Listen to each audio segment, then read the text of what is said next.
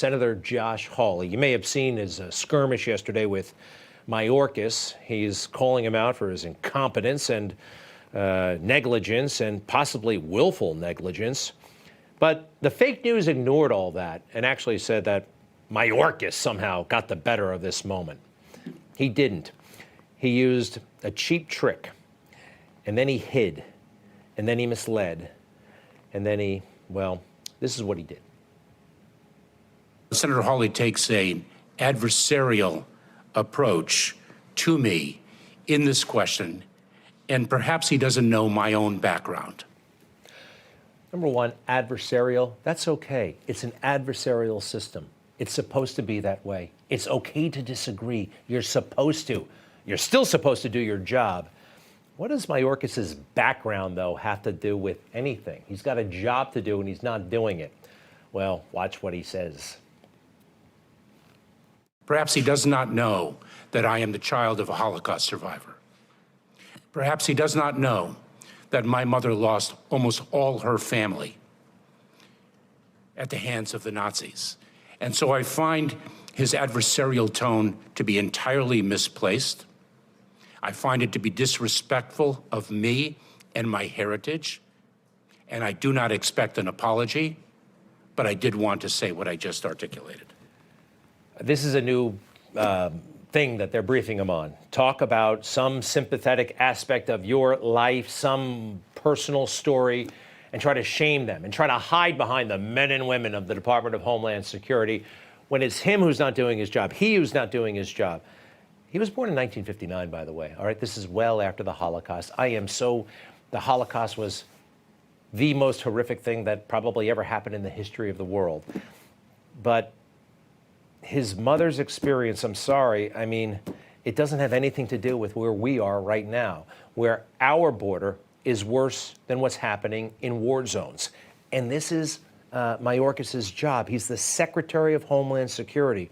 But this thing of trying to turn the tables and use this, the Holocaust, as a tool to gain sympathy, they're all doing it if they can do it. Merrick Garland, anyone? Remember him? He did something similar. You're not even supposed to question him because of, I don't know, his ancestors. Watch. My family fled religious persecution in Eastern Europe at the start of the 20th century. My grandmother, who was one of 5 children, born in what is now Belarus, made it to the United States, as did 2 of her siblings. The other 2 did not. Those 2 were killed in the Holocaust. And there is little doubt that but for America, the same thing would have happened to my grandmother. But this country took her in, and under the protection of our laws, she was able to live without fear of persecution.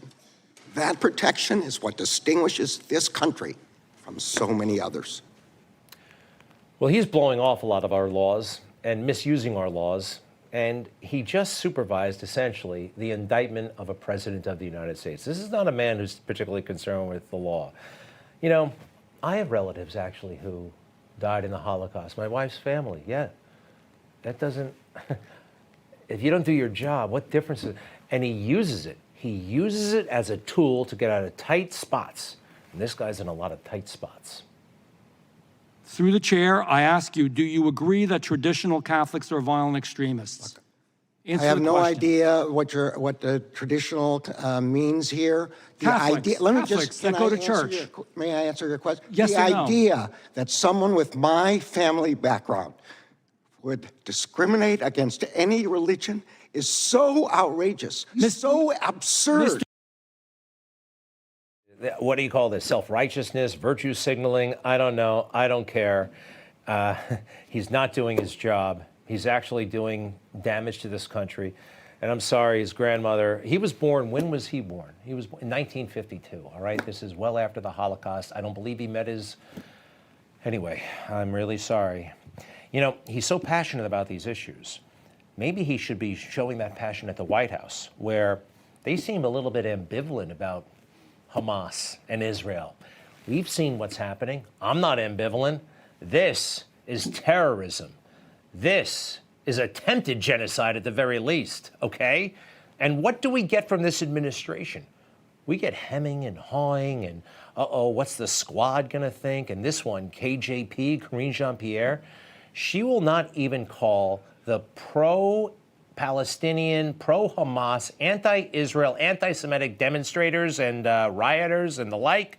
She won't call them extremists. She won't do it. All right, one more thing. Hawley and Mayorkas. You saw it. I saw it. Look, which side do you think the fake news took, huh? In this exchange, they think Hawley is the one who's at fault because he didn't know that about Mayorkas. He's completely, totally, utterly, without shame, calling a Holocaust survivor's son anti-Semitic. Well, shamelessness is a defining characteristic of so many in the Republican Party right now. Wow, huh? Look at this guy sucking up to the boss, Joe Scarborough. What a thing to say. Oh, gosh. He didn't know he was a Holocaust survivor's great-grandson? Grandson? I don't know.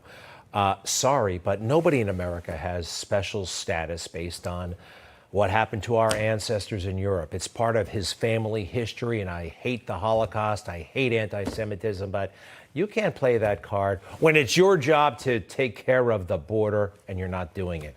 Maybe not doing it on purpose.